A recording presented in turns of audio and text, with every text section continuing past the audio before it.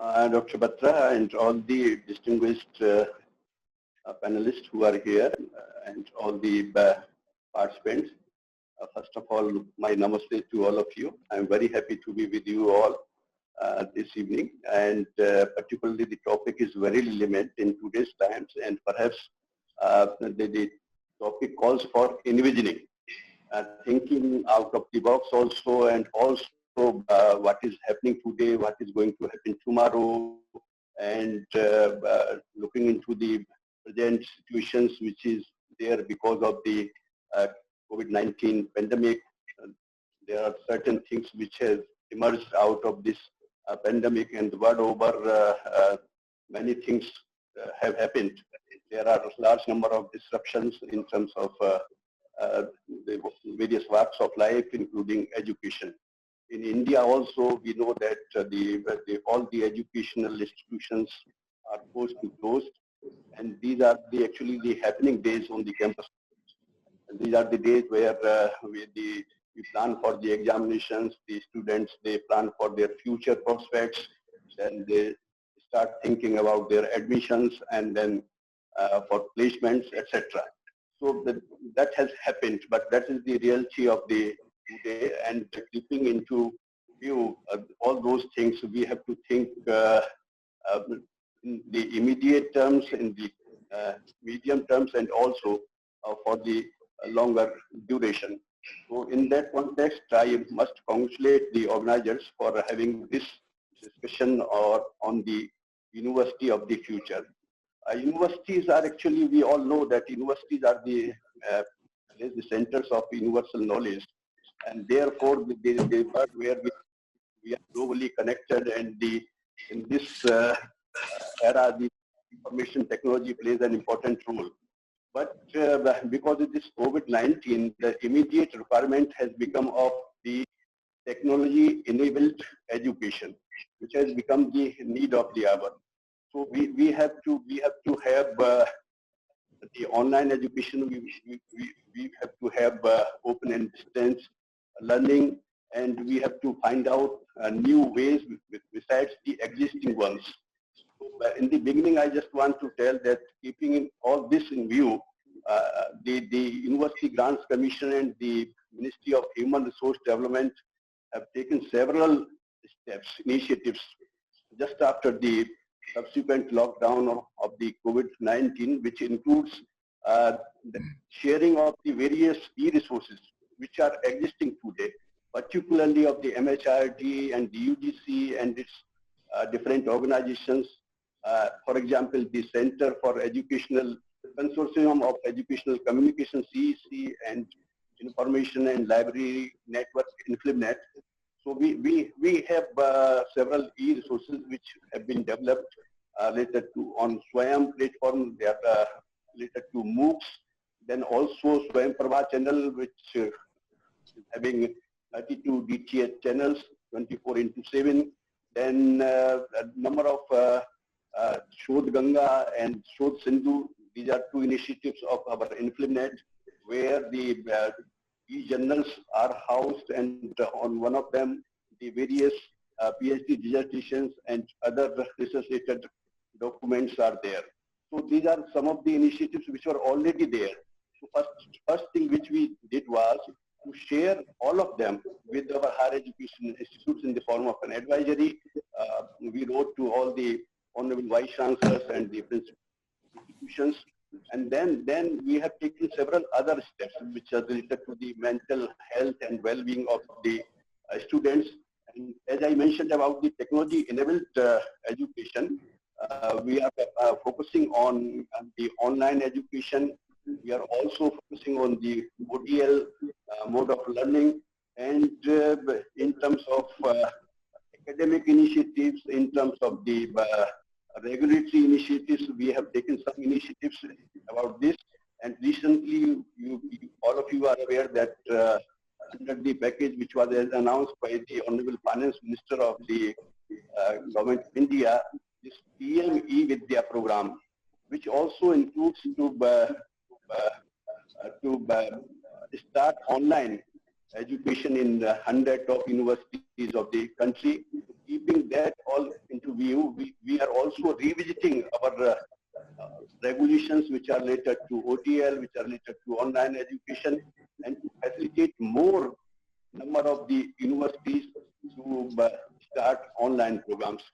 But here I would like to emphasize that to me, as an education, the role of teachers has always been important. It is more important in India also, starting from the Gurukul system till today.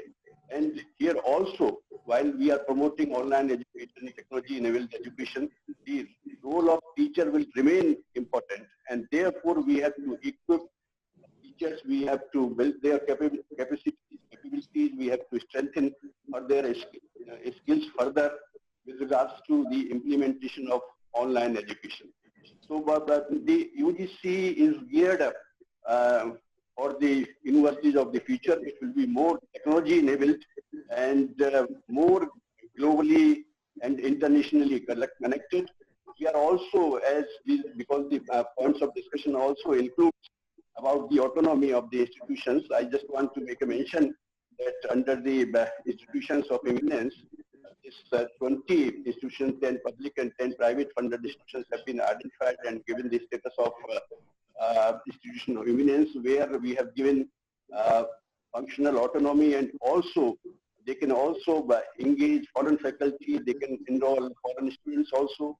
Similarly, under the graded autonomy regulation of the UGC, the category 1 and category 2 universities, they have been facilitated to have foreign students to a certain percentage, and also to have foreign faculty.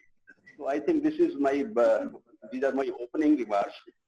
I just want to say that this is the time, these are the challenging times, these are the unprecedented times, these are the difficult times, but they also provide us all opportunity to the for more innovation, to think new avenues for the betterment of the, and also particularly for the younger generation. As far as linking education to employability is also concerned, which is also one point of discussion, I just want to make a mention that we have already started this MBOC and BVOC Bachelor of Vocational Programs. Besides that, we have a scheme of community colleges. We have also a scheme of Deen Dayal Upadhyay Kaushal Vikas Kendra, which the various vocational programs and skill development programs have been linked with the general education also. So with these, I think, opening remarks, I just welcome all of you, and I'm very happy to share the discussion with such eminent people who are there from different walks of life. As you are aware, and as has been mentioned, that we have a regulation called SWAM Regulation 2016. As Dr. Bhalla mentioned about that, that 20% any university which is there, either ODL mode or the conventional universities, they can have 20% online content courses in different programs. But we are again in the wake of this COVID-19, and also looking into the facilitation of online education in the blended mode, we are also revisiting that provisions of that regulation, and most likely we are going to increase that content from 20% to some higher side. So that will provide new avenues for all the types of universities, all 993 universities in higher education, other institutions, to have the education in the blended mode. They can have face-to-face teaching, then they can have this program online. Besides that, as I mentioned earlier, that we are also revisiting the online regulation, which is again a new phenomenon. The online regulation came into framed was in 2018, and we are revisiting again, and in the light of the announcements made by the Honorable Finance Minister under the PM E-Vidya program to facilitate more universities. So we will have some new provisions to facilitate more universities to conduct the whole programs in the online mode. So they would be totally online programs, but they will be run by the universities which are conventional, which are open universities. Any university can have those programs. So that is the type of facilitation. And besides that, as far as the, I mentioned about the Swayam Prabha, and under that Swayam Prabha, a group of 32 DTH channels, they are devoted to telecasting of high quality educational programs on 24/7 basis. And recently under this PM E-Vidya program also, one of the announcements includes that there will be dedicated channels for school education initially, but most likely in future, they will also include the higher education also. So we will have more facilities for the students who are there in the remote areas. And as Professor Krishnan and Professor Dinakaran has mentioned, we will have both types of these things, blended mode of education, online education, and conventional education.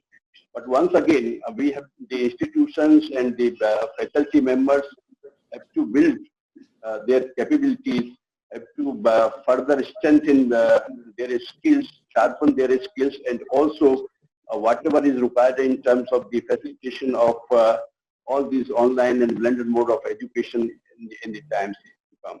I agree with you, there are always chances of improvement and improvising on the basis of the inputs.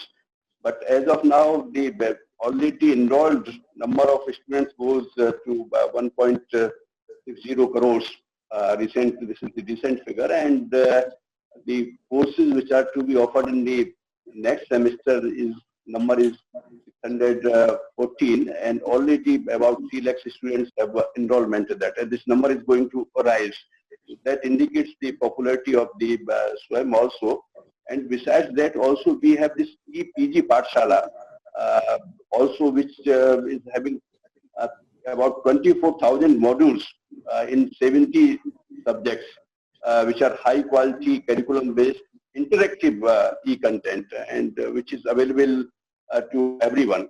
And we are gearing up in these two institutions, where the CEC and InfluNet, to provide more avenues. We have tasked this InfluNet for developing the learning management system for the university and to help our universities in that context. So this is the actually need of the hour, and I have full trust and faith and confidence in our faculty members, our higher education institutions. They will come to the expectations of the not only the academic fraternity but the country at large, to serve our students, our learners,